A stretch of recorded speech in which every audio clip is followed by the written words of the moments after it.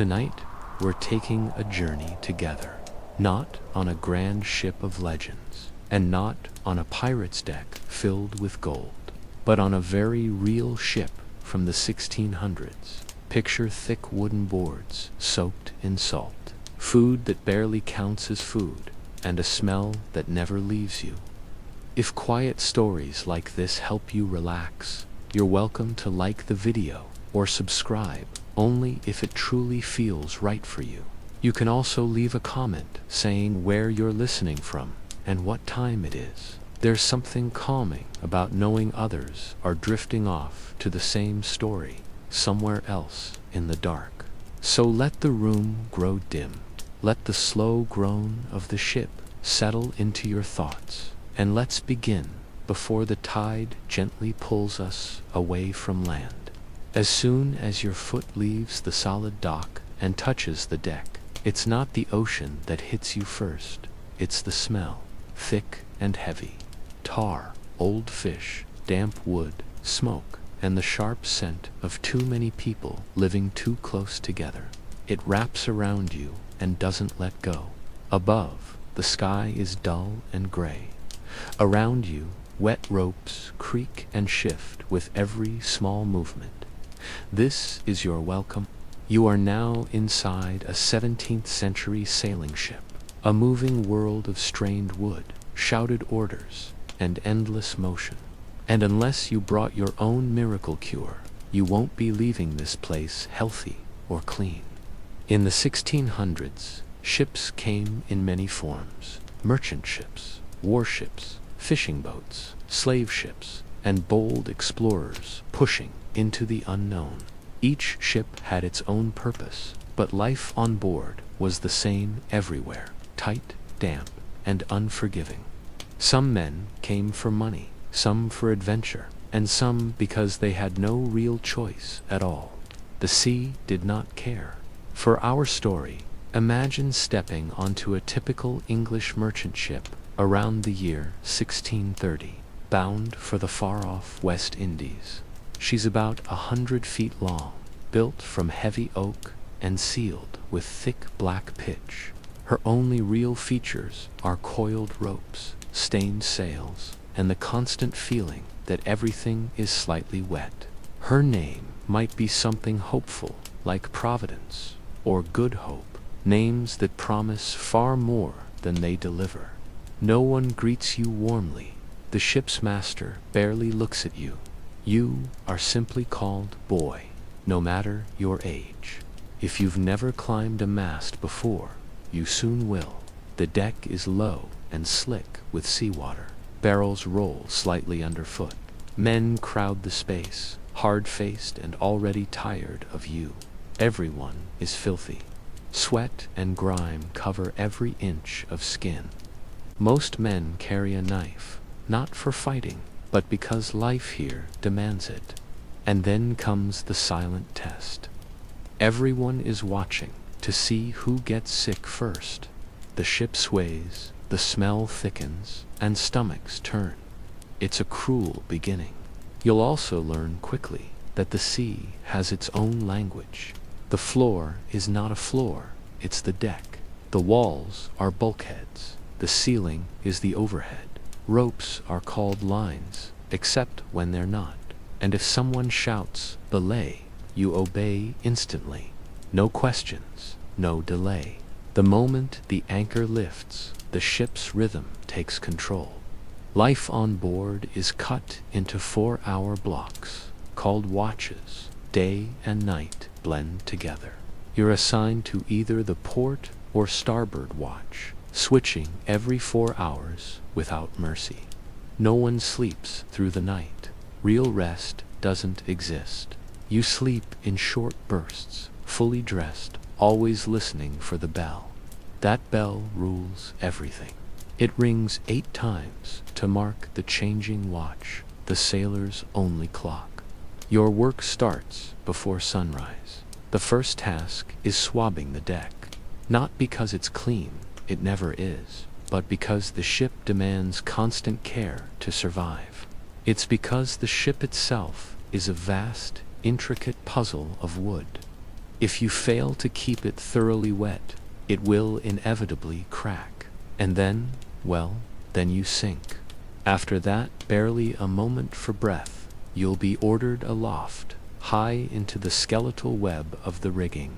The rigging, a truly charming labyrinth of ropes, blocks, and pulleys, is also, let's be frank, a constant flirtation with death. You'll be told to clamber up the ratlins, those precarious rope ladders that sway with every roll of the ship 80 feet or more above the pitching deck to reef a sail.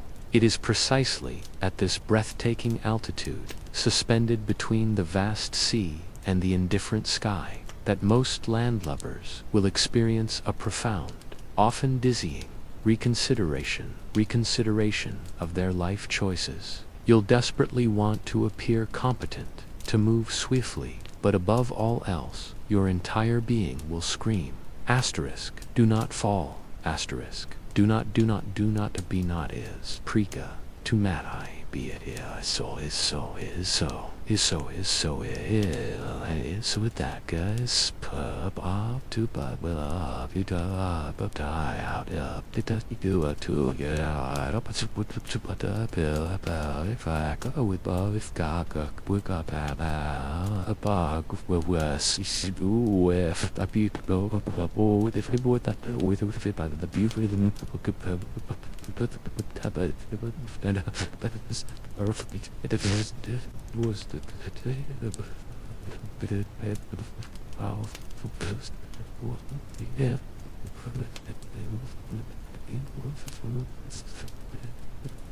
men often do.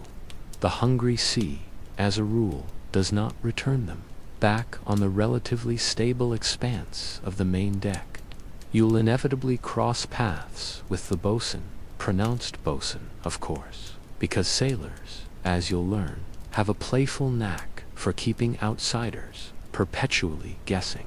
He's the undisputed monarch of the ship's physical upkeep and, more importantly, the unwavering enforcer of crew discipline. He carries a shrill whistle, an extension of his authority, and possesses an uncanny talent for materializing just as you thought you might be done with a task. And his mates. They carry cat-o'-nine tails, a fearsome whip crafted from knotted rope ends, specifically designed for correction. If you're fortunate, it will remain neatly coiled, a silent, menacing warning. If not, you'll soon come to understand the swift, burning truth of naval justice, hot, excruciatingly quick, and undeniably public. Let's take a brief pause here, shall we, and consider your uniform, or rather, the distinct lack thereof. Sailors in the 1600s wore whatever tattered garments they possessed. For you, this likely means coarse linen shirts, baggy breeches, a wool cap to ward off the biting winds, and, more often than not, bare feet. Shoes, you see, were considered a treacherous hazard on slick, wet decks. Socks, a frivolous luxury. Underwear, highly variable, to put it mildly. You will be perpetually damp, whether from your own sweat, the relentless spray of the sea, or the insistent rain that slithers down your collar like an opportunistic eel. You will stink, a pungent bouquet of unwashed humanity and salt. But truly, that's perfectly fine. So will everyone else. At some point during this monumental first day, you'll finally be offered food. That, my friend, is a truly generous term. What you'll receive is ship's biscuit, also known as hardtack. Imagine a dense, flour-based puck, baked until it has achieved an impressive state of fossilization. You'll need to soak this culinary marvel in ale or water for an uncomfortably long time just to soften it enough for chewing. And do try not to be too surprised, or indeed alarmed, if you discover a few weevils scuttling about. They are, shall we say, part of the authentic experience. Alongside the biscuit, you might be lucky enough to receive a meager portion of salt pork or a handful of dried peas, depending entirely on how recently the ship departed port. Fresh food, you'll find, quickly fades into a wistful memory. Most provisions aboard a 17th century vessel are preserved with prodigious amounts of salt, sharp vinegar, or, in some cases, sheer, unadulterated optimism. As for thirst, you'll drink small beer, a weak ale concocted specifically because it won't poison you like the ship's water often might. Water, kept in wooden barrels, spoils with remarkable swiftness. Beer, thankfully, just tastes progressively worse. The cook, affectionately nicknamed the slush, labors in a galley that feels less like a kitchen and more like a cramped coffin, perpetually teetering on the edge of a catastrophic fire hazard. Meals, when they arrive, are doled out by the mess, usually a small group of 4 to 6 men sharing. Occasionally, when the weather allowed for a lucky catch, you might find a bit of fresh fish. This would be cooked and served communally, a rare, welcome change. You'd gather, each man dipping into a single, steaming pot with his own spoon or fingers. For that matter, because out here, any notion of polite table manners is utterly discouraged, a forgotten luxury from a different life. You're simply thankful for the calories, for anything that promises to keep your bones from rattling a bit less loudly with each passing watch. Even as you chew on your second rock-hard biscuit of the day, a constant tremor runs through everything.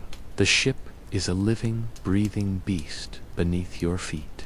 It shudders, it pitches violently with a sudden lurch, and it groans, a deep, mournful sound from its very timbers. Overhead, the immense canvas sails snap like sharp reports of distant thunder, pulling at the masts, straining against the unseen forces of the ocean. Your legs, still finding their sea legs, are learning a new unstable dance, though not before your stomach protests, emptying itself over the side in a familiar, miserable ritual. Seasickness, you quickly discover, is less an ailment and more a compulsory initiation. And for some, it's a torment they never truly escape. Venturing below deck, you quickly realize things are invariably worse, the air growing heavy and still. The hold, a claustrophobic cavern of shadowed wood, is a brutal assault on the senses, cramped, perpetually dark, and thick with the cloying stench of damp timber, stale sweat, and human desperation. If you're a lower-ranked sailor, this is your domain, your tiny world.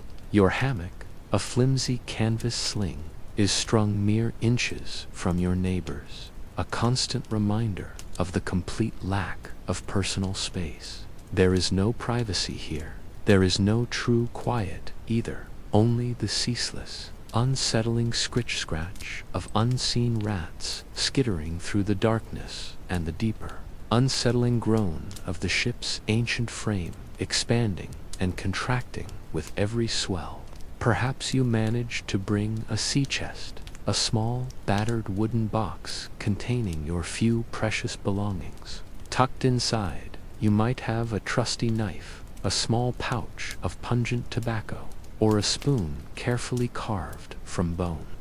These humble items, you'll soon realize, are among the most valuable possessions you own, save for your very health, and that, unfortunately, is a constantly depreciating asset.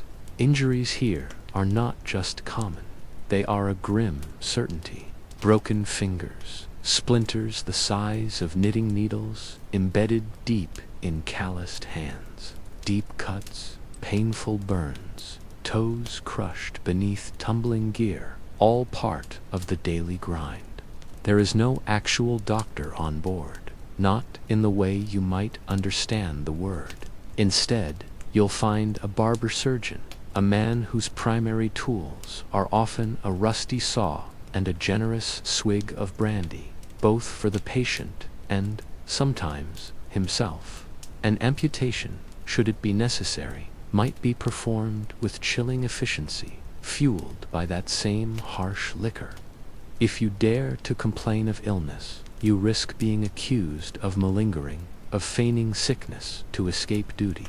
But if you suffer in silence, well, you might simply die quietly. Either way, should your luck run out, you'll be buried at sea, your body carefully stitched into your hammock with a cannonball at your feet, and, in a final, chilling, practical measure, one last stitch passed through your nose, just to ensure you're truly, undeniably gone.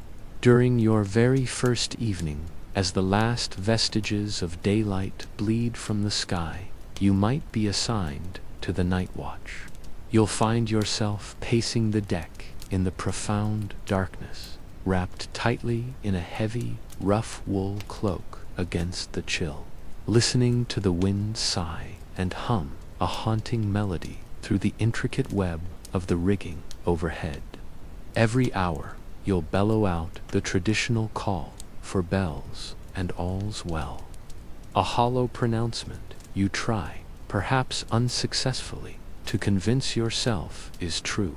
The stars above are a breathtaking, glittering tapestry, but you have little time to gaze at their indifferent beauty. Your eyes are constantly sweeping the black expanse, searching for a glimmer of rival sails, a flicker of telltale fire, or any unsettling sign of drift. The sea at night, you discover, is a curious paradox, at once infinite and profoundly, terrifyingly small. It is blacker than the deepest ink, and absolutely teeming with unspoken secrets. At some point in the watch, a shanty might spontaneously erupt from a small group, a raw, powerful surge of voices cutting through the darkness.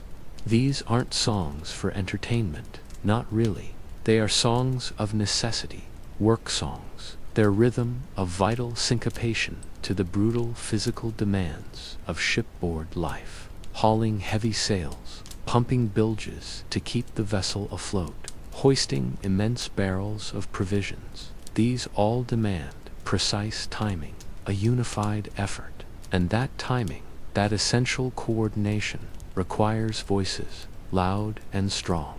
The shanties themselves are often wonderfully dirty, sometimes hilariously bawdy, but always, always intensely practical, their verses measuring out the relentless pulse of manual labor.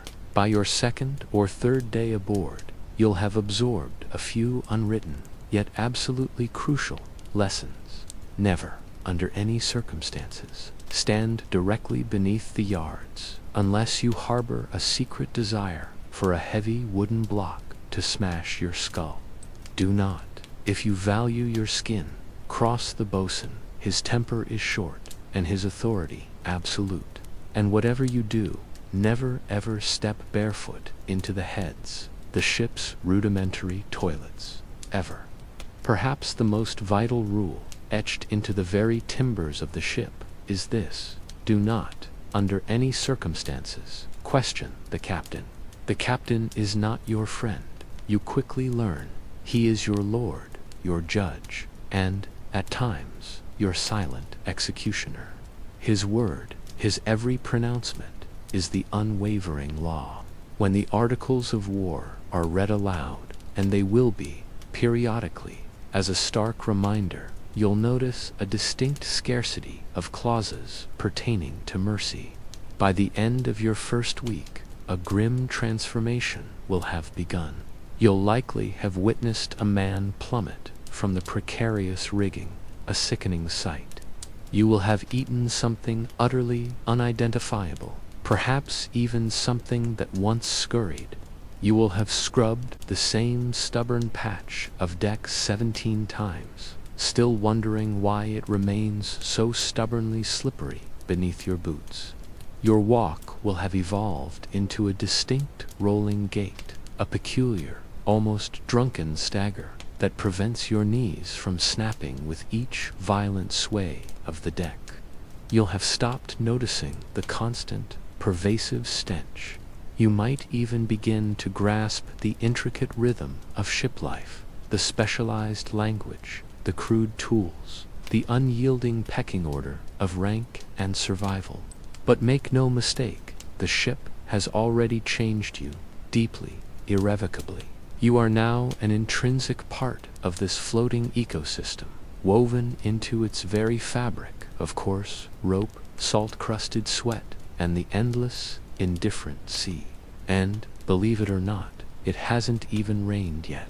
As true night descends, the wind picks up its whispering tempo, and the sails creak overhead with the sound of old, strained bones. The vast sea around you turns a fathomless black, reflecting the cold, distant gleam of the stars. You find yourself lying in your hammock, swaying gently, the sharp, tarry scent of pitch filling your nostrils, a faint, rustling scurry of rats just above your head. Tomorrow, you will learn the daunting task of furling a topsail in the midst of a sudden squall. But for now, you rest, or at least, you try to. When the seas were kind, and perhaps the cook felt a rare pang of forgiveness, you might be served pea soup, or, more likely, a thick, gray-green peas porridge. This wasn't some delicate dish, mind you. It was a mush, born of dried split peas, boiled until all memory of their original form had evaporated, seasoned with little more than salt, a wisp of smoke, or sometimes, quite simply, silence. On days less fortunate, the peas would offer a defiant crunch against your teeth, a sign of their stubborn refusal to fully soften. And on those truly abysmal days, you'd gaze into your bowl and wonder, with a rising sense of dread, if what you were eating was actually peas at all. Fresh vegetables, a charming notion, isn't it? Unless you'd been prescient enough to bring your own. Consuming them within the first fleeting 3 days of the voyage, you could pretty much forget it. This floating world had no ice chests, no refrigeration. Anything green and vibrant surrendered its life within a week, collapsing into an unappetizing mush. After that, the only salad you were likely to encounter was a delicate, artful bloom of mold, painting its way across the top of a well-edged, or perhaps just old cheese. Fruit was an even rarer apparition. Forget ripe peaches or crisp apples. Those were for the officers, if they were lucky. For you, the most you might glimpse was an occasional dried plum, shriveled and dark, often resembling a small, wrinkled toe more than any edible delight. To spot a fresh lemon before it vanished into the ship's perpetual damp felt like witnessing a legend. And it's precisely here, on the subject of disappearing freshness, that we must introduce our featured, if unwelcome, guest star, scurvy.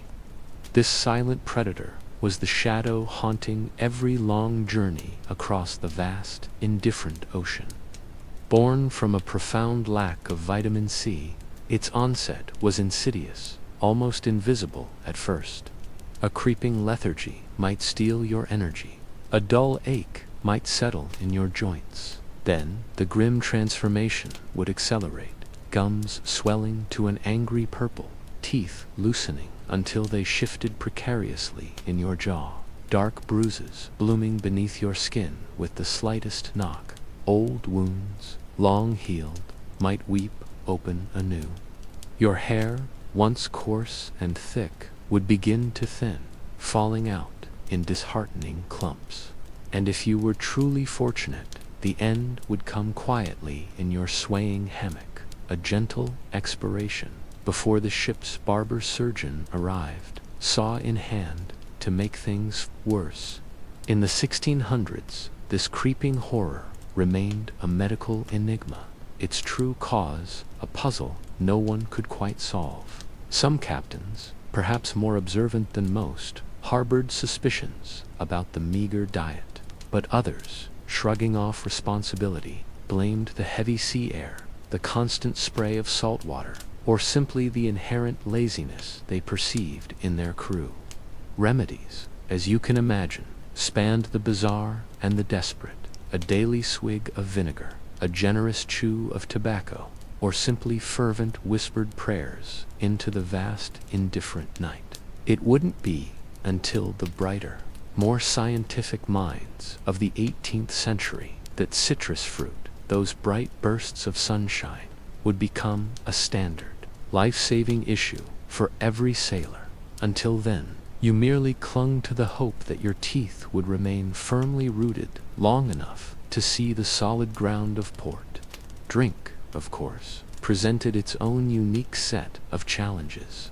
Water, precious and finite, was hoarded in wooden barrels, often turning stale, brackish, and decidedly green within a mere matter of weeks. Stagnant water, you understand, is a breeding ground, a murky nursery for all manner of unseen nasties. So unappetizing was this green brew that even the most parched sailors frequently preferred a steady ration of small beer, a weak, watery ale, barely alcoholic, but just potent enough, they hoped, to keep the insidious rot at bay. You'd gulp down a pint with breakfast, another with lunch, and a final one with supper, day in, day out. This wasn't about pleasure, dear listener, not even remotely. This was pure, unadulterated survival. The stronger spirits, rum, gin, or a decent wine, were jealously guarded, reserved for the officers' mess, or for those rare, auspicious, special occasions. For the rest of the crew, it was that same warm, flat beer, served in a rough wooden cup, a constant companion until the voyage's end, or, perhaps, your own. Now, let's talk about the maestro behind these culinary dubious delights, the ship's cook. He operated from a tiny, perpetually soot-blackened space known as the galley, usually nestled within a brick firebox near the very heart of the vessel. The placement was critical. Fire on a wooden ship hundreds of miles from shore was a death sentence. The cook's tools were brutally basic: colossal kettles, heavy iron pots, and wooden ladles, wielded with a kind of grim culinary courage best left unexamined. No one expected creativity from him, bless his soul. His primary mission was simply to ensure the porridge didn't spontaneously combust and, crucially, to avoid poisoning the entire crew in one fell swoop. Achieving both, believe it or not, constituted a remarkably good week.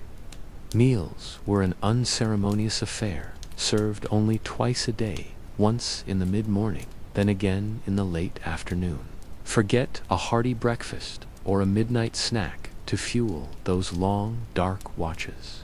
You belonged to a mess group, typically 4 to 6 men, huddled together to share a communal bowl, and, it often felt, a collective sense of slow, inevitable decline. Utensils, an amusing concept. Fingers, rough and perpetually stained, were your forever forks and spoons. There was no designated dining area, no cozy nook for communal eating.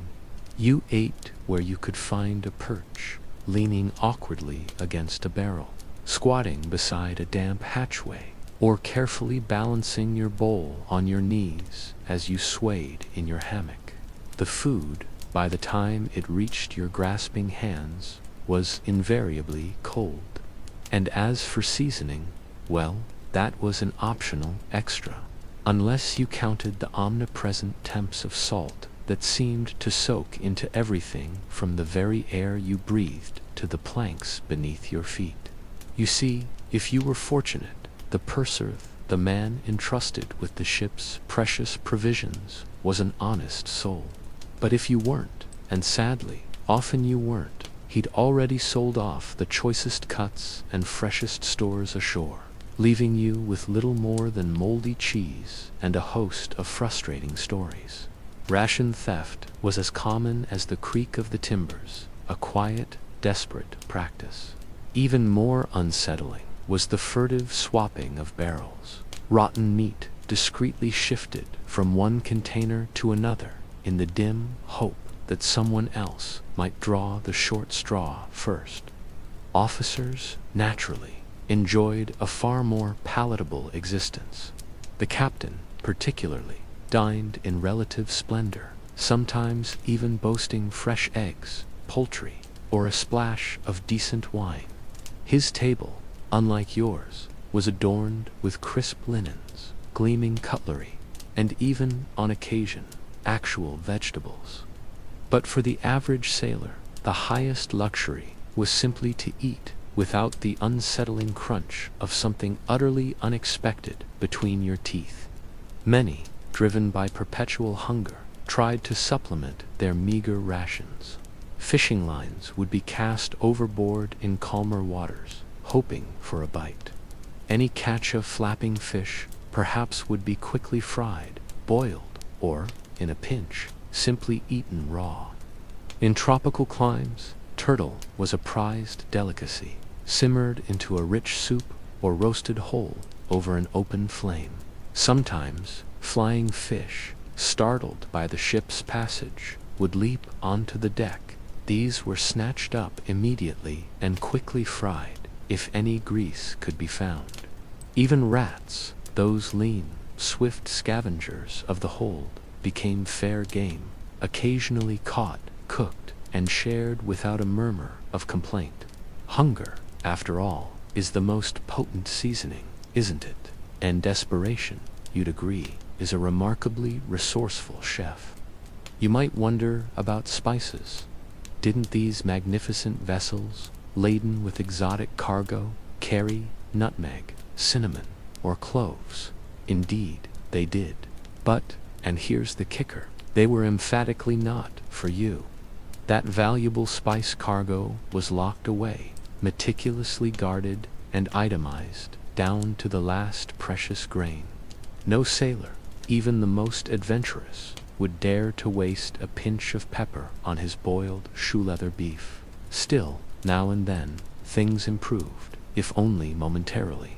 When land was sighted, or when the sea settled into a long, tranquil calm, the captain might permit a special ration, a precious bit of dried fruit, a slightly stronger cup of beer, or, even though this was exceedingly rare, hot pudding, a humble mix of flour, a whisper of soot, and a few precious raisins. These were fleeting comforts, however, brief glimmers of hope you learned never to truly expect. Holidays, though, offered a brief reprieve, a chink in the monotony. Christmas might bring the joy of a double ration of meat, a truly celebratory feast. Easter, if you were sailing lucky, could mean an entire barrel of apples, assuming they hadn't already succumbed to the damp and dissolved into a pulpy foam. These brief, cherished celebrations offered sailors a literal taste of the world they'd left behind, a fleeting connection to home. And then there was one final element in the sailor's daily experience, more tradition than nutrition, but undeniably central: chewing tobacco. It wasn't eaten, of course, but it was omnipresent, the rhythmic chewing, the quiet, almost meditative spitting, the distinct, earthy scent. It was part of the very atmosphere of the ship, and, let's be honest, it helped considerably in masking the taste of so many other things. Food wasn't merely sustenance, it was the very barometer of morale. A decent meal could lift spirits, however briefly, while a bad one, and most meals, fell into that latter category, only deepened the pervasive despair.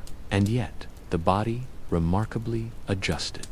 Taste buds, dulled hunger, redefined its parameters. Men ate without looking, chewed without truly thinking. The stomach, much like the relentless sea itself, simply made its own rules. In the endless hours between watches, when the ship was a symphony of groans and creaks, sailors often talked about food, not what they are, the things you'd yearn for, not just sustenance, but the very essence of home, of comfort. You'd find yourself closing your eyes, perhaps, and almost smelling the rich aroma of roast lamb, wafting from a hearth, feeling the warmth of its embers on your skin. Freshly baked bread, spiced puddings, these weren't just meals. They were memories, anchors to the humanity you were slowly losing. It wasn't uncommon, you see, to witness a grown man weep silently into his meager, hard biscuit, not from the gnawing pangs of hunger, but from the crushing weight of homesickness. And when hunger truly took hold, rules became absolute. Stealing another man's ration, a profound transgression with brutal consequences. Food fights, should they erupt, were never a source of dark humor. They were deadly serious, a desperate scramble for survival. A man caught hoarding even a crust could expect a merciless flogging or confinement in the dark, cramped brig. In the most extreme, horrifying instances, a starving crew might demand a man be hanged. Forgiveness, that was a luxury, lost somewhere beyond the horizon. Even now, centuries removed, poring over ancient ships' logs, you can almost taste the desperation in those dry, clinical entries. A spoiled barrel of beef, a rat discovered in the communal soup, a furtive hand siphoning ale. The rot isn't written on the page, but between the lines you can smell it. So, by the time your second sun dips below the waves, painting the sky in fiery hues, you'll have absorbed some crucial culinary wisdom.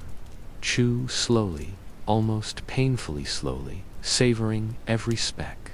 Never, ever inquire about the precise contents of the cook's stew. Ignorance is bliss, or at least less unsettling. Salt, you'll discover, is both savior and tormentor, a flavor enhancer and a relentless thirst inducer. And always, give your biscuit a good, sharp shake. You'll dream of plump, juicy oranges. The phantom scent of baking bread will torment your waking hours. You'll even catch yourself gnawing on your sleeve in a subconscious attempt to chew. And should anyone casually mention the cook's surprise, well, you'll learn to brace yourself. Now, if you're boarding a 17th century vessel harboring romantic notions of a restful night, perhaps soft beds and plump, downy pillows, I'm afraid you've rather dramatically misjudged the entire arrangement. True rest, my friend, comes not in luxury, but in a swaying canvas sling, a mere few inches of fabric suspended precariously over splintered planks. You'll be within arm's reach of perhaps 30 other utterly exhausted men, their collective breathing filling the air, alongside several unseen but very present rats, and at least one individual whose snores resonate like a full cask tumbling end over end down a steep hill. This, you see, is your introduction to the sailor's hammock. Let's quickly cover the basics, shall we? In this perpetually rocking world of ropes, salt-crusted air, and ceaseless noise, sleep isn't a right. It's a hard-won privilege, ruthlessly squeezed between back-breaking labor and the shrill urgency of alarm bells. The average sailor doesn't experience the blissful luxury of sleeping the night through. Instead, you'll snatch fragments of rest dictated by the relentless rhythm of the watch system. 4 hours on duty, 4 hours off. And that, of course, is assuming no sudden violent storms erupt, no emergencies demand all hands on deck, and mercifully, nobody decides to relieve themselves or their dinner all over your well-worn boots. If you're fortunate, you'll be issued a simple canvas hammock. It's slung from 2 robust hooks or sturdy beams nestled between the ship's bulkheads, just wide enough to cradle your tired body, and crucially, just high enough to keep you mostly out of reach of the scurrying rat population. This humble hammock, you'll discover, serves many practical purposes beyond mere slumber. It prevents you from being unceremoniously flung across the deck during tumultuous seas.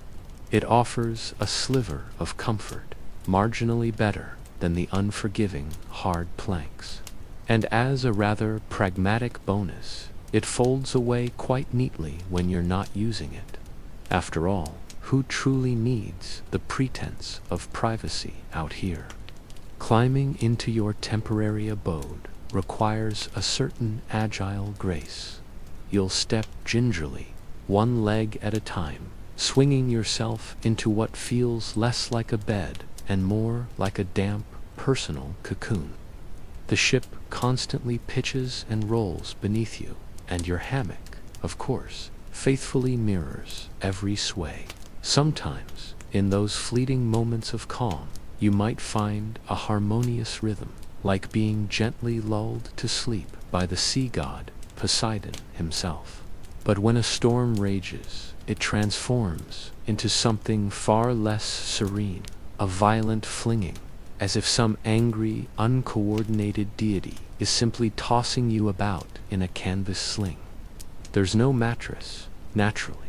That's a luxury for the landlocked. Some enterprising souls manage to fashion rudimentary padding from spare clothes or tattered rags, while others simply resign themselves to the stiff, unyielding canvas, their dreams filled with the phantom sensation of softness. A blanket, if you're lucky enough to possess one, is almost certainly made of coarse wool, and it will carry the persistent, earthy scent of dampness, a smell that hasn't seen dry land since your last port call, which, depending on the vastness of your voyage, could have been months or even years ago. The space is intimate, to say the least.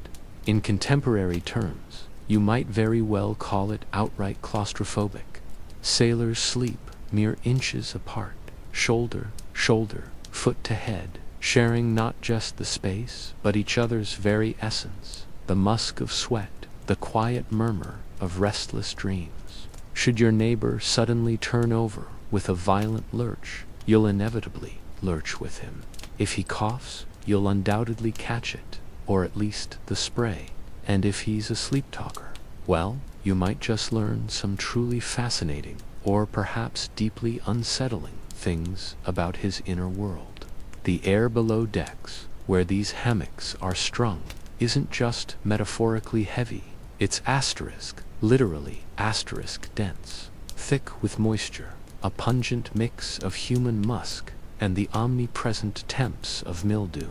Ventilation is severely restricted, limited to small hatches that are only opened in fair weather, allowing a meager whisper of fresh air to filter through. During a storm, everything is sealed tight, creating an atmosphere that ripens quickly into a sour fog, the mingling scents of wood rot, perpetually wet wool, tar, and countless human breaths. It clings to your skin, seeps into your clothes, and even permeates your dreams. And then there are the rats. Oh, the rats. They are, shall we say, common companions. You'll hear them scurrying ceaselessly overhead in the beams, their tiny claws scratching a frantic symphony, or observe them darting with unnerving speed along the very ropes that suspend your hammock. Occasionally, one might even drop in, uninvited, seeking the warmth of your sleeping form. Some sailors, in a strange twist of adaptation, grow oddly fond of these furry residents, bestowing names upon them, offering them precious crumbs. Others view them with a more pragmatic, dual perspective, both pest and potential protein. Catching one, for the truly desperate, could mean an extra, albeit questionable, bite of meat, assuming, of course, you're hungry enough to overlook the details. The sheer cacophony is yet another challenge. Above you, the ship itself groans, its ancient wooden bones flexing and protesting under the relentless strain of the sea. Ropes creak incessantly, sounding like the arthritic joints of a giant. The sea thuds relentlessly against the hull, a deep, resonant bass note. Sails snap taut, then billow with startling force. Footsteps echo, muffled commands are called out from unseen officers, and beneath it all, a low, constant hum, the collective breathing of dozens of men, each trying desperately to forget exactly where they are. One might naturally assume that sailors, driven to the brink of exhaustion, would simply be too tired to care about such disruptions. And for the most part, you'd be right. When sleep finally does descend, it's usually immediate and profound, a deep, welcome darkness. But it is almost never uninterrupted. A sudden, violent lurch of the ship, the urgent cry of all hands on deck, the jangling clang of a shift change bell, any of these will brutally yank you from your slumber, flinging you into immediate, disoriented action. Usually, the first seconds are spent frantically trying to remember where you kicked off your boots. Many men, indeed most, sleep in their clothes. It's not out of laziness, but pure, stark necessity. Time is an incredibly precious commodity, and emergencies are a frequent, terrifying reality. There's little room for the niceties of modesty when the ship is pitching violently, and your very survival hinges on being topside, on deck, in 30 seconds flat, or even less. The lower decks, where these canvas hammocks are strung in crowded rows, often double as cargo holds. This means you might find yourself sleeping directly above a barrel of volatile gunpowder, or nestled beside crates of rapidly spoiling apples. Worse still, you might be suspended directly over the bilge, the very lowest, grimiest part of the ship, where seawater, oil, and various unspeakable wastes collect into a truly delightful, oily, brackish soup. If you ever wake up to find your hammock unusually damp, let me give you a piece of advice. It's really best not to ask why. Insects, too, are an inescapable reality. Fleas, lice, and the occasional intrepid beetle make themselves comfortably at home in the seams of your canvas hammock, the folds of your clothes, and indeed within the very folds of the sailors themselves. The persistent sound of scratching becomes a regular, almost comforting, background noise. Some men, driven to desperation, shave their heads bald to combat the worst of these infestations. Others simply learn to coexist with the relentless itch, adding it to the perpetually growing, silent list of discomforts they no longer have the time or energy to resent. And let us not forget, dear listener, the immense emotional weight attached to the act of sleep aboard such a vessel. For many, and then, as the ship's rhythmic groans filled the quiet hours, your fears would truly begin to creep in. Oh, you'd weathered storms, yes, but the loss of mates, the unsent letters, those wounds festered in the stillness. The very creaking of the ship's timbers could transform, in your tired mind, into phantom voices calling your name. Memories, you see, they grow sharper, more insistent out here, at sea, and regrets, they claw at your conscience with a vengeance. Superstition, a dark, comforting blanket, began to fill the empty spaces in your understanding. They whispered, didn't they, that to dream of land meant a watery grave? Some old salts swore that if a rat, that constant companion, deserted your hammock and never returned, it was a sure sign of ill fortune, perhaps even the end. Others, their voices hushed to near silence in the close quarters, spoke of ghost ships, their sails tattered, dead men at the helm, and the souls of drowned sailors, pale and cold, attempting to crawl back up the barnacled hull during the wildest gales. For a green hand like you, those first few nights were an absolute torment. Your body simply refused to adapt to the endless motion, the strange, echoing sounds. the stifling heat of too many bodies packed too tightly together. Your brain, quite frankly, rebelled. You'd wake in a confused daze, sometimes gripped by a sudden panic, often with a stomach-lurching nausea. But then a morning would arrive, unexpected and glorious. You'd wake and realize you had truly, deeply slept despite the omnipresent filth, the relentless motion, the symphony of snoring. The cloying stink your body, battered and sore, had finally surrendered. You, my friend, had become a sailor. You'd joined that peculiar fraternity of men who could snatch precious moments of slumber while the entire world tilted sideways, and rats, bold as brass, nibbled on stolen biscuits in the inky darkness. You'd grown accustomed to it all, the constant, damp smell of brine and unwashed bodies, the pervasive dampness that clung to everything, the ceaseless cacophony. You learned, quickly, to tie your hammock off with an expert knot, preventing any rude awakening on the hard, unforgiving deck. You learned to sleep through the shouting, through the thunder of a full-blown storm, even if duty demanded to doze standing upright. And then came the chilling realization. Your hammock, this humble sling of canvas, wasn't just where you slept. It was, quite literally, your coffin. Not a metaphor, mind you. This was the very cloth in which you would be buried, should the unforgiving sea decide it was your time. When a sailor dies, you see, his hammock is stitched shut around him with stout sailmaker's thread. The final stitch, they'll tell you with a grimacing flick of the wrist, goes straight through the nose, just to make absolutely certain he's truly departed this world.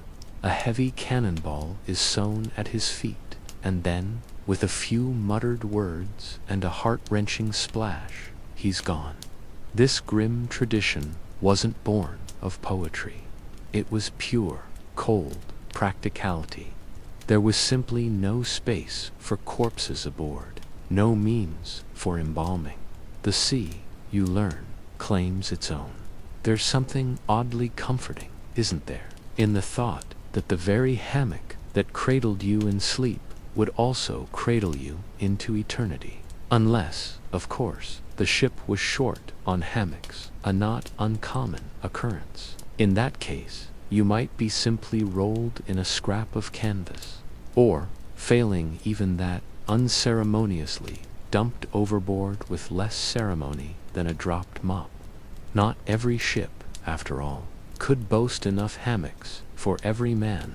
Many sailors, perhaps even you at times, slept directly on the rough deck, or curled on coils of rope, or propped against barrels in the shadowy hold.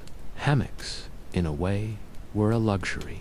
Ships that could afford them, and the precious space to hang them, were considered well-equipped indeed. By now, perhaps, you've fully adjusted. You no longer flinch at the mournful groan of timber echoing through the dark. You can pick out your messmates by the unique cadence of their snoring, a strange sort of comfort in the chaos. You've developed the distinctive sailor's sway, haven't you? Even in the deepest sleep, your body anticipates the ship's perpetual motion, a subtle shift in your center of gravity. You start to forget what a real bed feels like, what the crisp, dry smell of clean linen truly is, what silence actually sounds like. Dreams, out here, come strange and vivid, distorted by the constant rocking and the bone-deep fatigue. Some sailors, lost in their slumber, would dream of falling endlessly. Others, their stomachs rumbling, dreamed of an impossible feast. Still others, of women they hadn't seen in years. And then there were the unsettling dreams of the sea itself, an endless, watchful presence, whispering ancient secrets.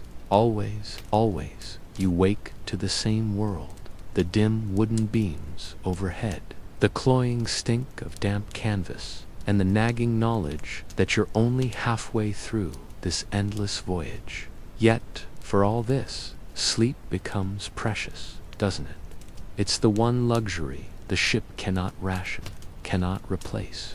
A man who doesn't sleep begins to lose himself. Fatigue dulls his instincts, weakens his grip, frays his temper until he's a raw nerve. More sailors, you'll discover, were lost to accidents born of sheer exhaustion than to any grand battle. So, when your watch finally ends and the ship's bell tolls its resonant chime and you sling your hammock for the night, it's not comfort you seek, it's survival. You wrap yourself tightly in your scratchy blanket, tucking in your elbows, and let the relentless motion of the ship lull you into that kind of deep oblivion-like sleep only the utterly worn down can truly know. The hammock creaks a protest. A rat scuttles noisily overhead. Someone coughs, a deep, rattling sound. Someone else mutters a hurried prayer. And for a few short, blessed hours, the world rocks you gently in its wooden cradle, suspended somewhere precarious between sweet rest and the ever-present threat of wreckage. If, for a moment, you thought going to sea meant a life of swashbuckling adventure and dramatic, painted horizons, well, my friend, then you've fallen victim to the charming lies of every painting and every pub song ever written. Real life aboard a 17th century ship was less about flashing swords and more about scrubbing, and not just once, mind you, but forever, because, you see, the ship is always decaying, always. It's a vast, complicated thing made of wood, perpetually soaked in brine, teeming with men, and held together by pitch, by prayer, and by the occasional, well-placed nail. And so, your life out here isn't about grandly sailing into exotic, distant ports. Oh no, it is about chores. An endless, rotating carousel of filthy, difficult, and often dangerous chores. And the first, the most relentless of these, swabbing the deck, every single morning, without fail, and often, at other times, for good measure, the deck is swabbed. Not, heavens no, to keep it clean. Cleanliness, in any domestic sense, is a long-forgotten dream out here. No, it's swabbed to prevent the very wood from drying and cracking. A dry deck, you learn, is a brittle deck, and a brittle deck, inevitably, becomes a broken one. So, the deck is deliberately kept damp. You scrub it, often on your knees, with buckets of salt water, sometimes with coarse sand to give it more bite. There's no proper mop, not as you imagine one. You might be given a swab, a rough clump of old rope tied to a stick, or just a stiff brush, or even your bare hands, raw and aching. You work in silence, or to the shouted, rhythmic commands of a petty officer. And should you, for even a moment, fall behind, the bosun notices. He always does. Then there's the scraping. Everything, it seems, must be scraped. The rails. Sometimes it's to remove the insidious green mold. Sometimes the tenacious barnacles that cling like limpet mines. Other times it's dried, sticky tar. And sometimes, you suspect, it's simply for the sake of having something to do. The ship, you come to realize, is much like a demanding child. If you stop paying attention to it for even a moment, it starts misbehaving. Rust creeps in like a disease. Pitch peels away, leaving exposed wood. Sails begin to rot from the relentless damp. Scraping, then, becomes a strange sort of meditation. A slow, rhythmic, endlessly repetitive battle against the ship's inevitable decay. And the rigging. Ah, the rigging. Be inspected constantly, a perpetual dance with danger. The countless miles of heavy rope crisscrossing above your head aren't merely rigging. They are both your lifeline and a waiting noose. These sinews of hemp and tar secure the colossal sails, guide the towering masts, and hold the very hull of your world together. Every strand must remain taut, resilient, and ready for the unforgiving sea. This readiness, of course, means you will be climbing. Often you'll clamber up the rat lines, those swaying rope ladders that dance wildly in the wind, feeling the cold, rough fibers bite into your palms as you ascend. Higher still, you'll venture onto the yards, those massive horizontal spars that stretch out like gnarled arms, cradling the sails. Here, at dizzying heights, where the ship feels like a toy bobbing in a vast blue bowl, you'll painstakingly crawl along foot ropes no thicker than your wrist. Below, the sea churns, a hungry, mesmerizing expanse, while you balance precariously, adjusting, furling, or unfurling the vast sheets of canvas. These sails, stiff with crusted salt and heavy with ocean moisture, are monumental, responding to every whim of the wind. When it shifts, as it always does, you, my friend, must descend into the vast, indifferent sky to wrestle them into submission. There are no safety lines up here, only the desperate grip of your hands, the careful placement of your feet, and the chilling, unspoken understanding that one moment of hesitation invites a swift, fatal embrace with gravity. Men fall, they always do. Sometimes, a fortunate few snag in the rigging, a grotesque, silent tableau. Others simply vanish into the frothing waves below, swallowed by the deep without a sound, like a secret the ocean keeps. The rest of you, grim-faced, just keep working.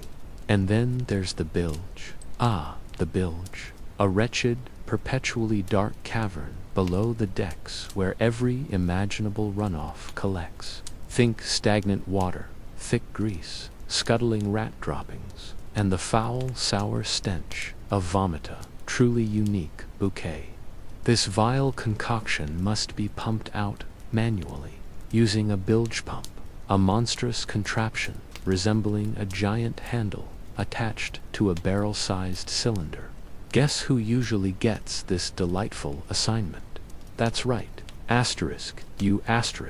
you'll pump, feeling the sticky sweat prickle your brow. The rhythmic slosh dash whoosh of the pump echoing in the humid air as the unspeakable liquid gushes out somewhere into the vast, indifferent sea. You learn quickly not to look too closely at it. And you, certainly, definitely, don't ask what's in it. Once a week, though it often feels like every other day, you'll be told to scrub your clothes such as they are. This is typically a harsh, cold process, involving rough seawater, abrasive ash, and a good deal of violent scrubbing against a plank. You scrub, rinse, wring out the sodden fabric, and hang them on the lines strung across the deck, where they flap stiffly in the salty breeze. But within mere minutes, they're usually soaked again by spray or damp air. Clean is a purely theoretical concept out here, you see. You don't wash to feel better. You wash merely to feel less worse. Every now and then, there's a holy stone cleaning. This chore, it's said, earned its name because sailors had to scrub the deck on their knees, as if in fervent prayer. These coarse sandstone blocks were used to sand down the wooden planks, keeping the surface smooth, reducing painful splinters underfoot. A well-maintained deck meant fewer injuries for the crew. It also, perhaps more importantly, meant fewer excuses for any lingering laziness. Maintaining the sails, too, was a ritual unto itself, a painstaking art. The sailmaker's mate, a wizened, sharp-edged individual, would meticulously inspect each vast canvas square, his fingers expertly finding thin spots, patching tiny holes, painstakingly restitching unraveling seams, and sometimes, if the damage was too great, replacing entire panels. Canvas, you understand, was incredibly precious and expensive. Repairs were not delicate affairs. They were done with sail needles the size of small daggers and sturdy twine that had been thoroughly soaked in tar, making it stiff and black. You might be assigned to assist, perhaps holding a heavy section of canvas taut against the wind, or painstakingly threading one of those formidable needles. By the end of such a day, your fingers would ache, stiff and raw. Your hands would be stained tar-black, and you'd likely have added a few more colorful curses to your burgeoning vocabulary.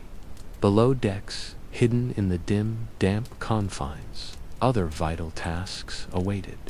Barrels of provisions had to be regularly turned to prevent spoilage, their contents sloshing heavily within.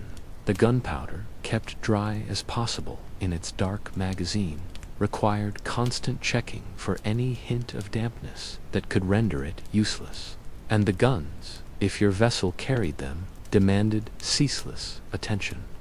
They had to be meticulously cleaned, swabbed, and reloaded then, and perhaps especially when there wasn't a hint of battle on the horizon.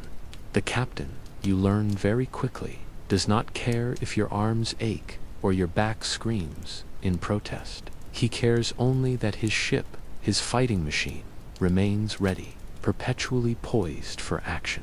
When the seas turn rough, as they inevitably do, bailing becomes a relentless, full-time job. Buckets, heavy with cold seawater, are passed quickly from hand to weary hand. A human chain stretching from the sloshing depths below deck to the rail, where the contents are heaved overboard with a desperate splash. The line moves endlessly, a grim, rhythmic ballet, and everyone participates, from the greenest recruit to the most grizzled veteran.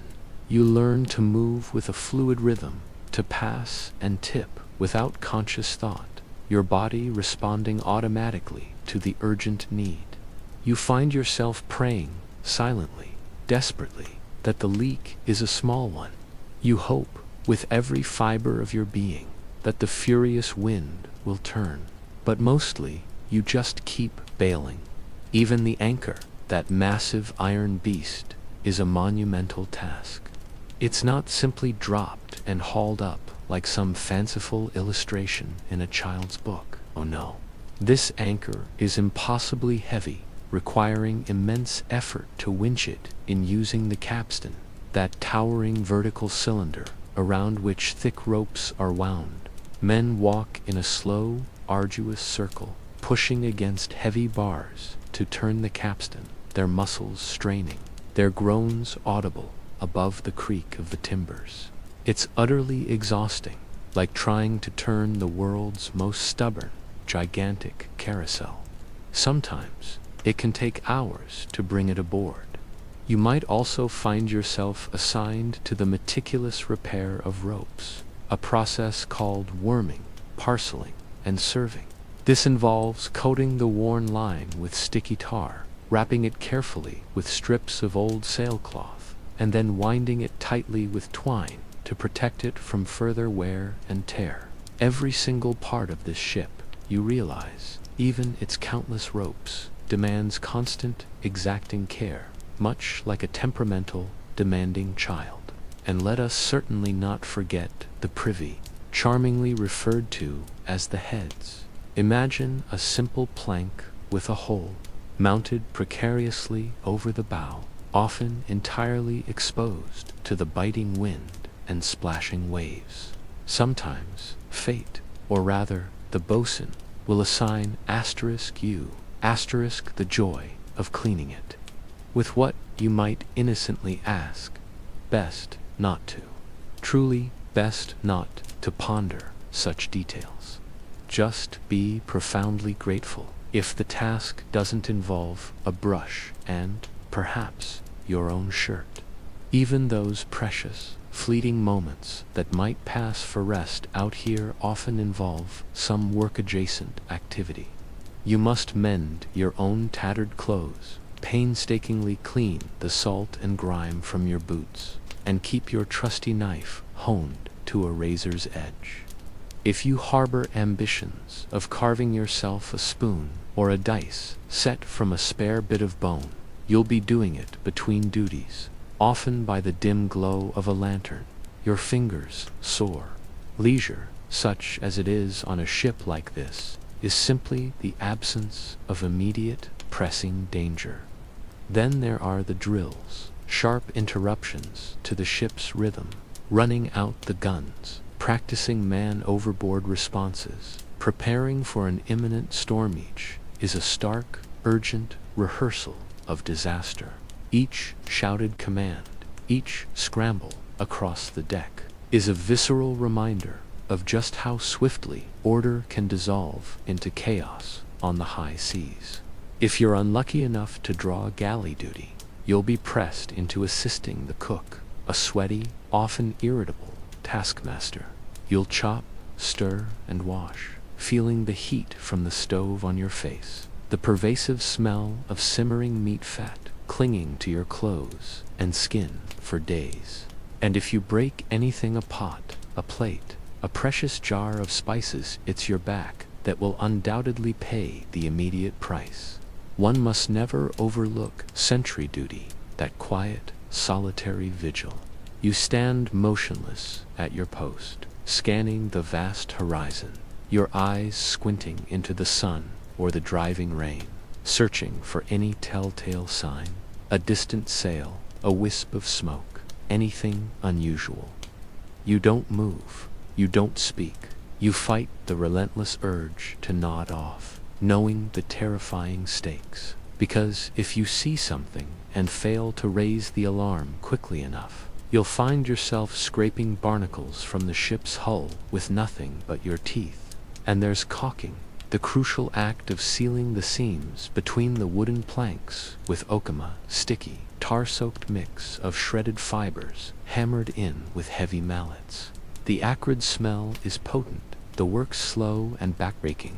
You'll emerge sticky, with tar and sore in every limb, but at least the ship will be a little less likely to sink beneath your feet. The punishment for shirking any of these endless chores is swift, brutal, and utterly final. Flogging, extra duty, confinement in some dark, cramped space. These are the immediate consequences. The boatswain and his mates stalk the decks. Canes or knotted ropes always close at hand, their judgments unquestionable. There's no union here, no cozy break room, no kindly, understanding manager to mediate. Eventually, the very work itself begins to transform you. It becomes habit, then instinct. Your body learns to move almost on its own, scraping the rail clean without a direct order, hauling rope without waiting for a command. You simply know what comes next, because, on this ship, it always comes next. The ship is a living, breathing thing, and you are its, just one of its countless tiny cells. A small, seemingly insignificant part, yet absolutely vital to the whole. And isn't it an odd, cruel twist of fate that the more perfectly you complete your endless duties, the more this hulking vessel demands? There's no grand finish line here, no burst of cheers, only the relentless drumbeat of the next chore. You're not forging a future, are you? You're merely holding a fleeting moment together, fighting the inevitable decay. Yet, amidst the drudgery, you discover these strange, quiet victories. The smooth, gleaming expanse of a freshly scrubbed deck under a sliver of moonlight. The crisp snap of a sail, perfectly furled and holding its shape against the wind. The satisfying coil of a thick rope, supple and obedient in your aching hands. No one offers praise, but you feel it deep in your bones.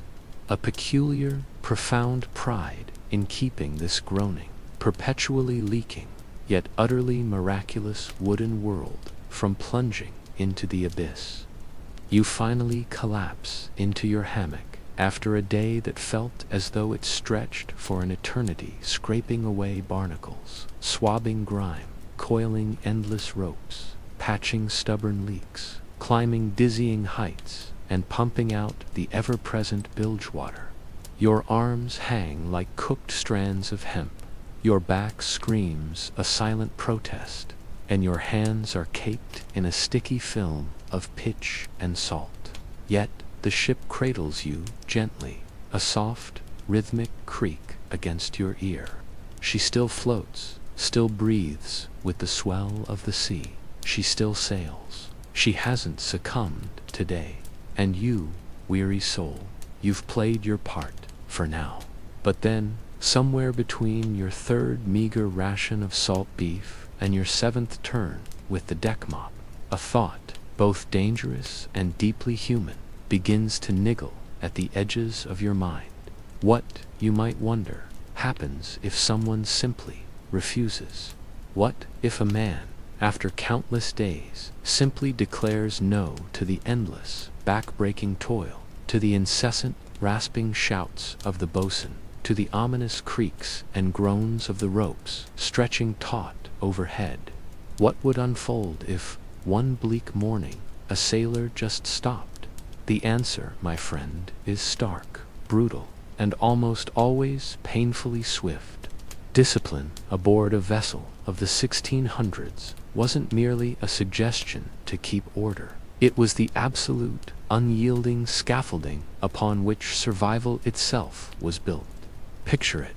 These were floating microcosms, wooden worlds packed with over 100 souls, confined in a dizzying cocktail of wood, salt, and the inescapable human stink. The captain wasn't some benevolent leader ruling by inspiration. He was a stern, unyielding figure who governed by an iron fist, an ancient code, and the terrifying example he set. Order, you see, simply had asterisk to be enforced, and enforced with an absolute, uncompromising hand. At the very pinnacle of this rigid hierarchy stood the Articles of War, the ship's legal spine, written in stark, unforgiving ink. These weren't polite recommendations whispered in the wardroom. They were immutable rules, memorized under threat. Their weight felt even in the quietest peacetime waters. Disobedience to these articles wasn't a minor inconvenience. It was a direct affront to the very heartbeat of the ship, a challenge to its ability to function, to survive. Offenses might range from seemingly trivial to gravely serious, but both were met with vigorous, often brutal, punishment. And the most infamous, the most dreaded of these, the universal balm for all ills, that would be the flogging. Flogging, you see, was the captain's go-to remedy for virtually every transgression under the salty sun. Insolence, outright laziness, the pilfering of a meager biscuit, the haze of drunkenness, a spontaneous brawl, even the grave offense of failing to salute an officer, correctly or worse, not at all. The standard instrument, a truly charming device, was the Cato Ninetails, a whip fashioned from 9 knotted cords, often thoughtfully dipped in brine, just to add a little extra sting, a bit of cheer, as they have teared, as they repeat build, get a seer, that too will be you sin with hope, but be me dead, and what was to say you? But I will to that divide you, but I you biased to like I but if what I'm we look like us we but if I will but I'm not I'm up with you if it was such a need that the die would have been give us you both stands the focus but was stuck and to the fool then I would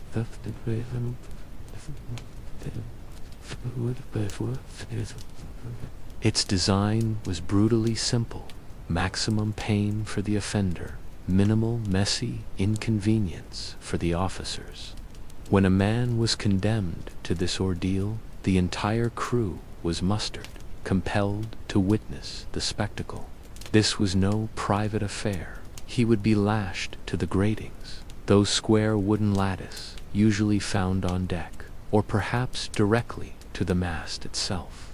Shirts stripped away, back bared. There was no pretense of ceremony, just the chilling, rhythmic count of lashes delivered by the boatswain's mate.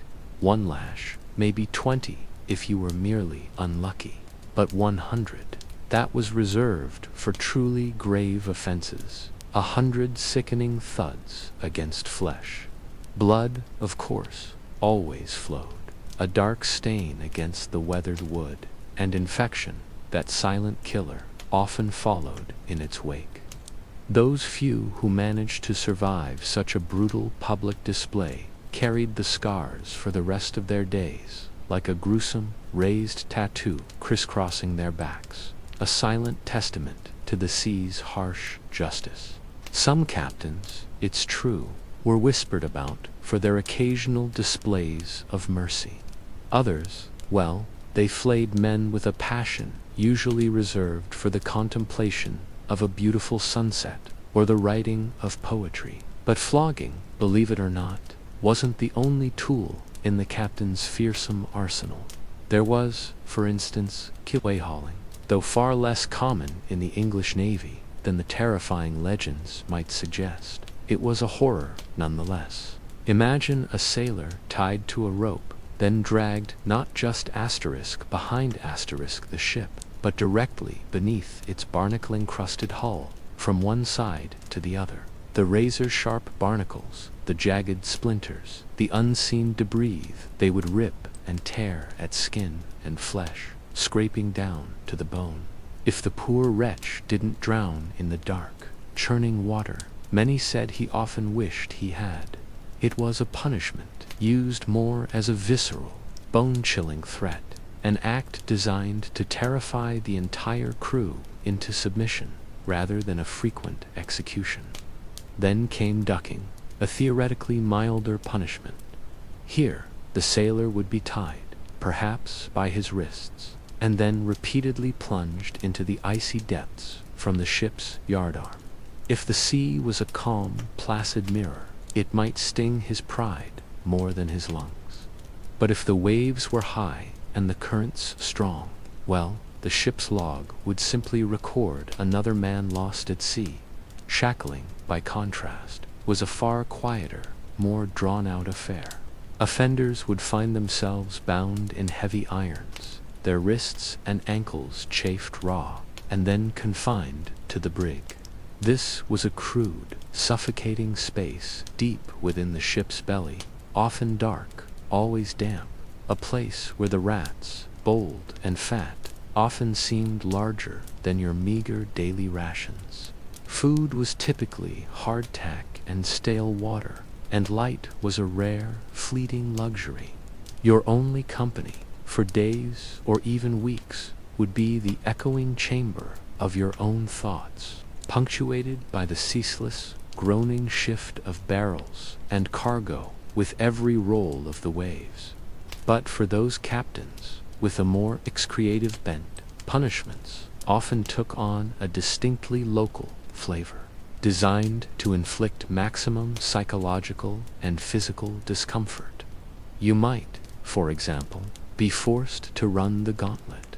This involved being stripped and compelled to walk slowly between 2 long lines of your shipmates, each armed with a length of rope or a stout stick. You were explicitly forbidden to flinch, to duck, or to run. The idea was to teach profound humility, a public shaming that, more often than not, simply ignited a burning, silent rage. Then there was the masthead punishment.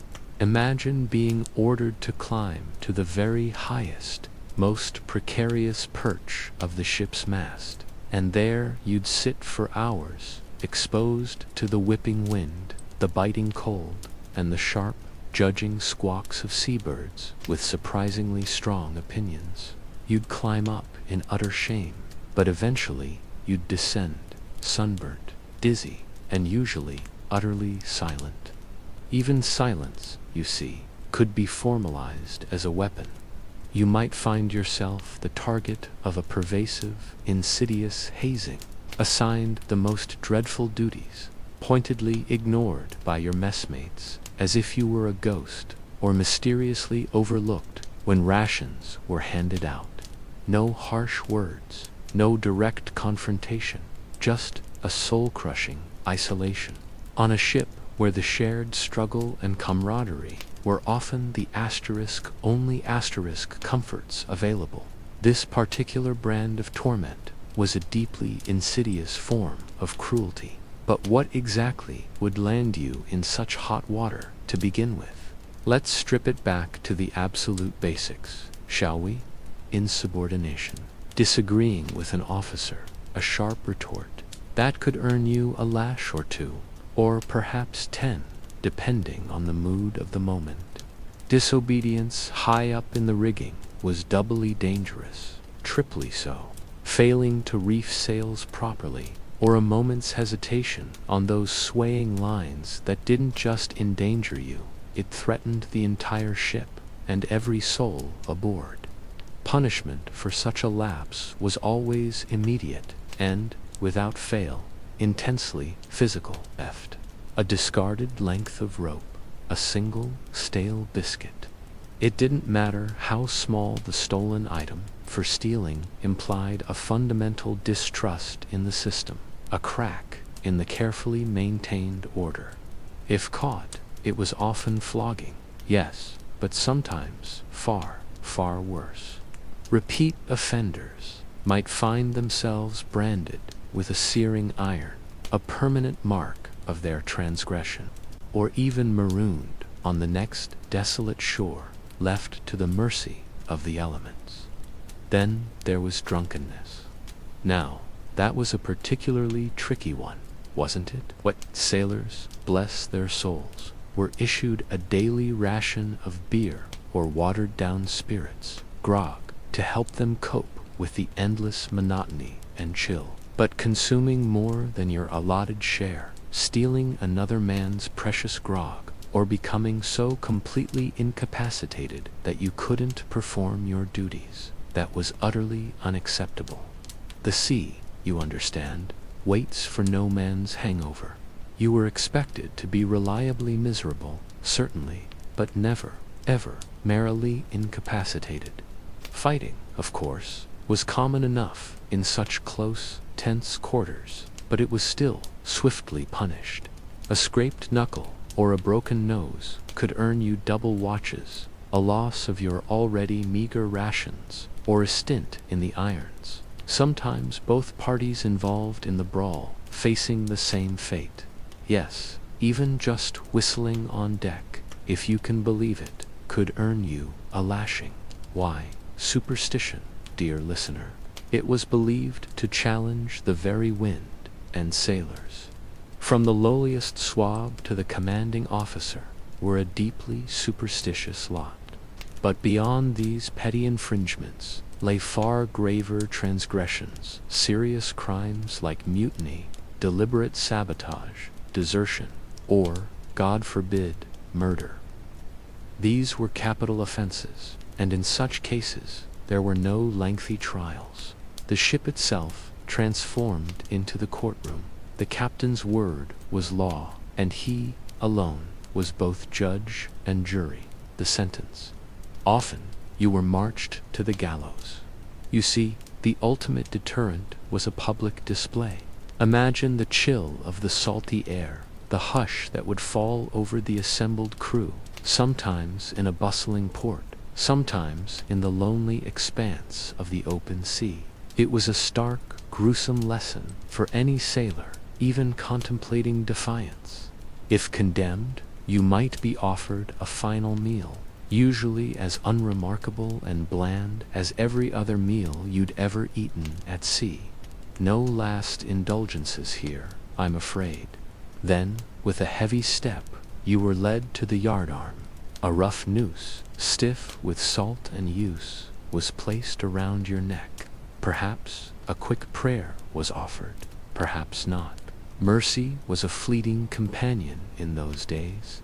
Then the drop, not from a great height, just enough, if the executioner was skilled, and perhaps, just perhaps, feeling a rare pang of pity, to snap your neck clean.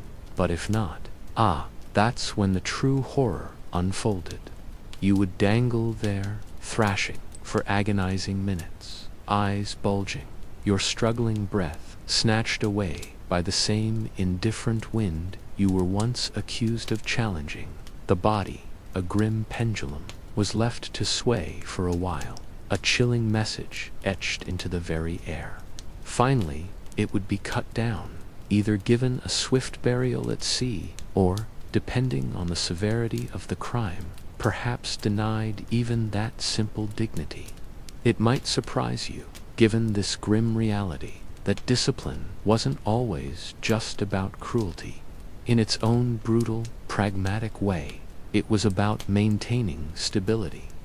Picture the wild chaos of the sea, raging storms, unseen enemies, the insidious crawl of disease, the dwindling of precious supplies. Amidst this maelstrom, the only constant, the only thing holding everyone together, was the unwavering chain of command.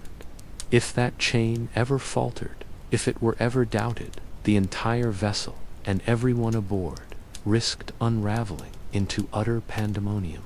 Some captains, to their enduring credit, understood this balance. They led with a quiet authority, governing with a measured restraint. Punishment was a tool used sparingly, a last resort. Instead, they fostered an environment built on mutual respect, crystal clear rules, and the shared, grinding hardship that bound men together at sea. These were the truly rare ships, the ones where mutiny was an unheard whisper, where the work was undeniably hard, yes, but tempered with a sense of fairness. Here, a flogging was so uncommon, it would be spoken of for years afterwards, a story passed down with a shiver. But then, you had the other kind of captain, those who wielded discipline like a blunt, crushing cudgel. These were the feared ships, the bitter vessels, brimming with resentment and misery, and more often than not, they didn't last. A ship, after all, reflects its master. And it wasn't just the captain enforcing order. The crew policed itself if a sailor shirked his duties, if he lied, or worse, if he endangered the lives of others through carelessness or malice, he wouldn't face the captain first. No, he'd be watched, whispered about, perhaps jostled a little too roughly while hauling on the ropes, a subtle shove that stung more than just physically. The ship, you see, simply couldn't afford weakness, not out here. And sometimes, punishments were even more informal, less visible, more insidious. A sharp boot to the ribs in the dark, a mysteriously missing portion of soup at mealtime, a pointed elbow in a crowded companionway. These quiet corrections were never recorded in the ship's log, of course, but they happened, a constant, unspoken reminder. We all suffer together out here. Don't make it worse. Yet, for all their grim efficacy, not every punishment worked. Some men, inevitably, simply broke. Their minds, perhaps, couldn't bear the relentless pressure. Their eyes would go distant, lost somewhere far beyond the horizon. These poor souls were often removed from duty, or, if luck was with them, left behind at the next port of call. If their despair curdled into violence, confinement might follow. If they spoke too openly of their hopelessness, they were watched, a nervous eye always upon them. If they simply went silent, well, most just waited for the inevitable descent. You could argue, couldn't you, that the most potent punishment wasn't the lash, nor the irons, nor even the noose itself. No, the most effective punishment was the ship itself, and the vast, uncaring sea she sailed upon. The sea, after all, is utterly indifferent. It cares not for your tears, nor your bruises, nor your pleas. It answers to no reason, and in that the ship is much the same. She groans and creaks, she groans and strains, she sails on, oblivious to the human drama unfolding within her timbers.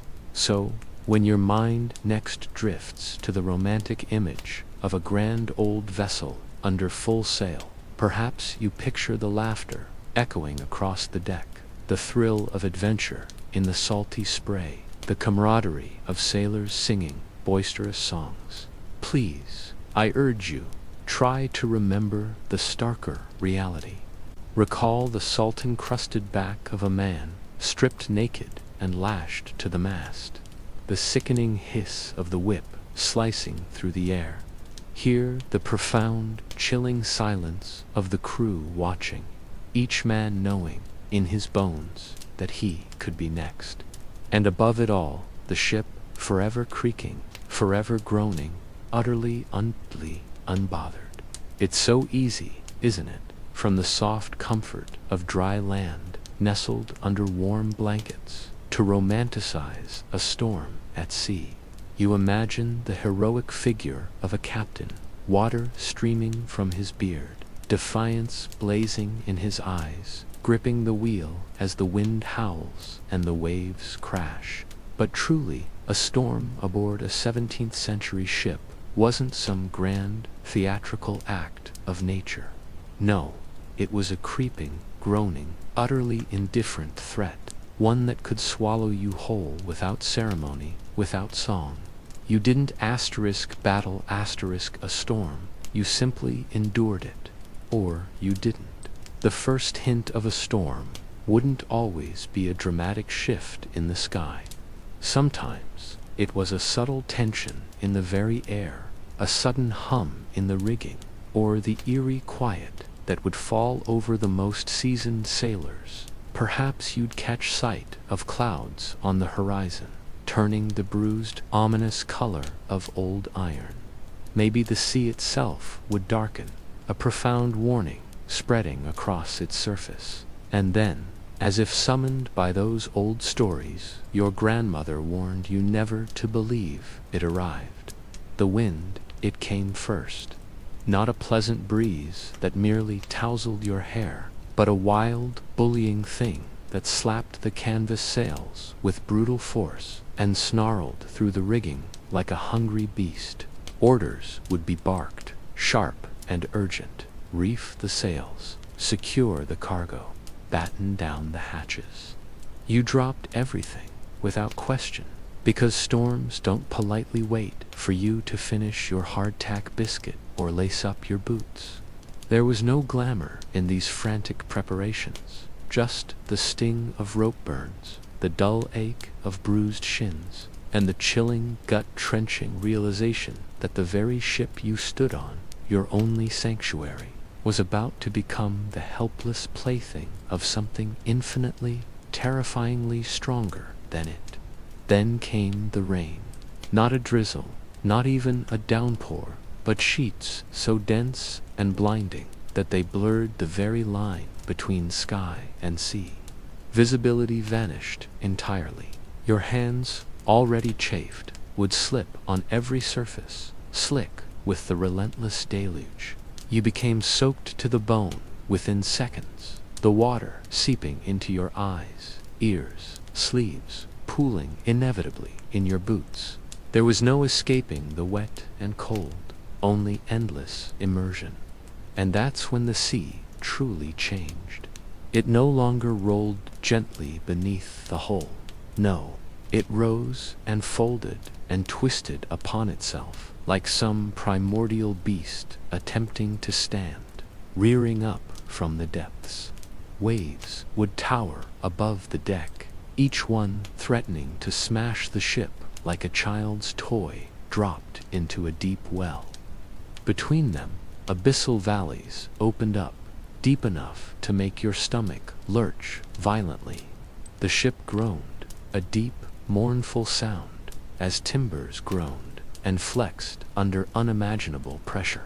You prayed then, perhaps not aloud, but deep in your marrow, a desperate, silent plea that the wood would hold, that the caulking would somehow remain steadfast, that every nail and every knot, every single thing a human hand had hammered or tied, would somehow continue to resist nature's overwhelming disinterest. And then came the real terror, losing all control.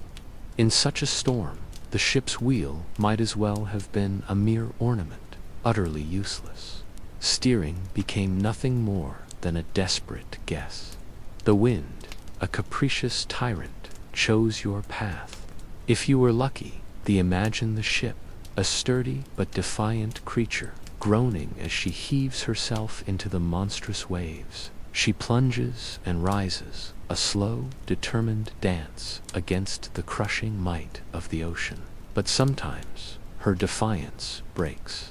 Perhaps she broaches, turning her broadside to the onslaught. Suddenly, you're not just moving, you're slapped repeatedly, by walls of water heavier than any stone house. The very air around you cracks with the strain.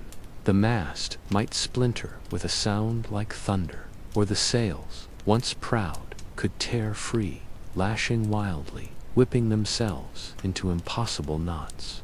Rigging collapses, a tangled mess, a giant's abandoned loom. You, my friend, are just a speck, clutching desperately to whatever solid timber you can find, praying not to be hurled into the churning, gray abyss and falling. That was a constant companion, wasn't it? Men would tumble from the dizzying heights of the mast, slip from the treacherous yardarms, or simply lose their footing on a deck awash with spray and foam. Some, by some miracle, might be grabbed, pulled back, but often they weren't. A man vanishing overboard in those days, he was simply gone, forgotten.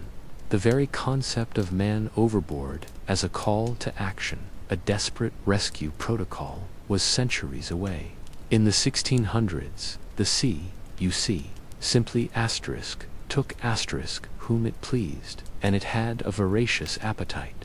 Drowning wasn't a distant, abstract horror. It was the most ordinary of fates. You'd sometimes pass other vessels, or rather, the remnants of the ghost ship of splintered timbers, a cluster of bobbing crates, a waterlogged spar that just days before had been part of a proud merchantman.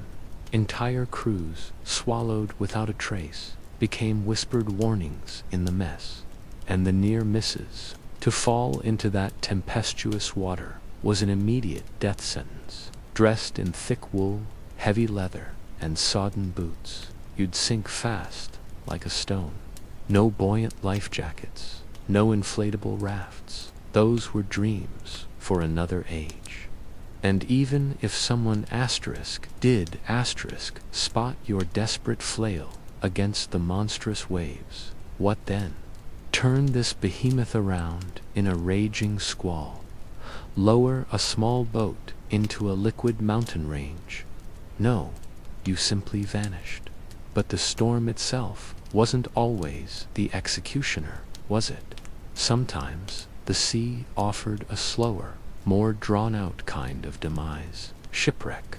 You might ride out the wildest gales, survive the towering waves, only for your vessel to find its end on a hidden reef, or slam with a terrible groan into unseen rocks, or simply run aground. That's when the true nightmare began. The hull would shriek and crack, a monstrous wound opening in her side. Water, cold and relentless, wouldn't just trickle in. It would rush with the force of a waterfall. The bilge pumps, already straining from constant leaks, would be utterly overwhelmed, a futile gasp against the encroaching brine. Below deck, chaos erupted. Barrels, once stable cargo, floated loose, transforming into dangerous, battering missiles. Crates tumbled, splintering around frantic feet. Men scrambled, clawing for any rope, any purchase, as the deck beneath them tilted with sickening lurches. Some screamed in sheer terror, their voices shrill over the rising tide. Others, in a mad hysteria, began to laugh, a chilling sound indeed. Still others collapsed to their knees in fervent prayer, eyes wide and fixed on a fate already sealed. The ship didn't sink quickly, like in a dramatic tale, but with a reluctant, drawn-out groan, a deep, protesting sigh, as if fighting her own slow, agonizing surrender to the depths. The aftermath. Utter disarray. Lifeboats were a rarity, weren't they? And if, by some miracle, your vessel had *1, it was likely lashed down tight, overflowing with cargo, or in worse shape than the sinking ship itself. Your only hope was to desperately cling to any debris-shattered door, a rolling barrel, even the broken frame of a chicken coop, anything to stay afloat. But the sea, you must understand, is cold, and cold water, my friend, is infinitely patient. Hypothermia, that insidious killer, would begin its quiet work, slowly numbing your thrashing limbs as your lungs, inevitably, filled with the bitter taste of rope, tar, and brine. And for the rare few who somehow made it to shore, if indeed their asterisk was ashore to reach, their ordeal was far from over. They'd often crawl onto the sand, broken, bruised, starving, utterly spent, half mad from dehydration and the sheer shock of it all. The ocean might have spat them out, spared them from its immediate embrace. But the land, especially if it was a hostile, barren, or uninhabited coast, rarely offered a warm welcome. It was often just another cruel test, another slow torment, after escaping the watery grave. Now, you might be asking yourself, didn't sailors in those days know how to swim? It's a reasonable question, but the answer, perhaps surprisingly, is no, not usually. In fact, a good many couldn't swim at all. Some saw it as utterly pointless. If you went overboard, you were doomed anyway, so why bother? Others, interestingly, believed that teaching a man to swim might encourage him to leap into the sea to escape the ship's harsh discipline. Better, they reasoned, to foster a primal fear of the water, keeping every man firmly on deck. A sailor might spend half a lifetime upon the vast, rolling ocean and never willingly dip a toe in it. Superstition, you see, played a huge role. The sea was considered a living entity, a jealous god, perhaps, always watching, always hungry, with an insatiable appetite for souls. To know it too well, to master it, was to tempt its wrath. Sailors would quietly toss coins into the swirling foam for luck, speak in hushed, reverent tones during a squall, and never under any circumstances, whistle on deck. Whistling, they believed, was a direct challenge to the capricious wind itself, and the wind, my friend, did not take kindly to being mocked. It was a delicate dance, appeasing the forces they couldn't control, and sometimes the roaring fury of a full-blown storm wasn't even needed to spell a ship's doom. Fog, that silent, creeping menace, could be just as deadly as any thunderclap. Imagine a thick bank of mist, like a damp, oppressive shroud, rolling in from the horizon, slowly erasing the familiar stars, swallowing the comforting sight of the shoreline. It could guide a vessel with all the subtlety of a whisper directly into jagged rocks or onto a hidden, grasping sandbar. There'd be no wind, no rain, just a soft, sickening thud, a quiet impact that soon gave way to the terrifying splintering of wood and the sudden, awful realization that the floor beneath your feet was rising fast. Then there was fire, a nightmare of a different kind. A lantern carelessly knocked over, a candle burning too low, a single thoughtless hand near the volatile gunpowder. Fire on a wooden ship, often laden with flammable cargo like tar and rope, was not something you fought. It was something you fled, if you were lucky enough to find an escape. One tiny spark, a mere flash within the powder magazine, and the entire vessel could be gone in an instant. A catastrophic explosion echoing across the waves before the lookout could even open his mouth to shout a warning. Swift, total, devastating. But beyond all these dangers, there was always that asterisk storm, the one etched deep into your memory, the one that didn't quite take you, but came so terrifyingly close. Every sailor carried such a ghost. Perhaps it was the towering wave that almost snapped the mainmast like a twig, or the blinding flash of lightning that struck a fellow crewman, leaving him momentarily glowing blue, then utterly blind. Or that unforgettable moment when the sea rose over the deck, a solid, impossible wall of water, and you were absolutely certain it would never, ever recede.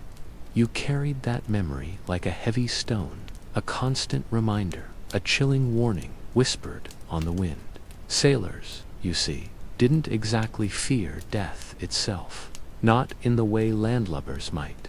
No, they feared the slow asterisk version, the excruciating numbness of freezing fingers, the endless, indifferent drift on a broken spar, the final, involuntary gulp of salt water, the agonizing burn as lungs filled beneath the waves. They feared the unknown abyssal darkness beneath the keel, the strange, unseen things that nudged and scraped against the hull in the dead of night. They feared the way the water looked when it churned and snarled, an angry, living monster. And yet they returned, again and again, for the meager pay, for a sliver of pride, or simply because there were no other choices on land. Did the fear fade? Some claimed it did, that the constant exposure dulled the edge of terror. Others would tell you, quietly, no, the fear never truly vanished. You just learned to walk alongside it, a silent, ever-present passenger on every voyage. It became part of the salt in your blood, the ache in your bones, the shadow in your peripheral vision. You simply learned to live with the knowledge of what the sea could do, and perhaps, in a strange, twisted way that made you more alive than anyone else.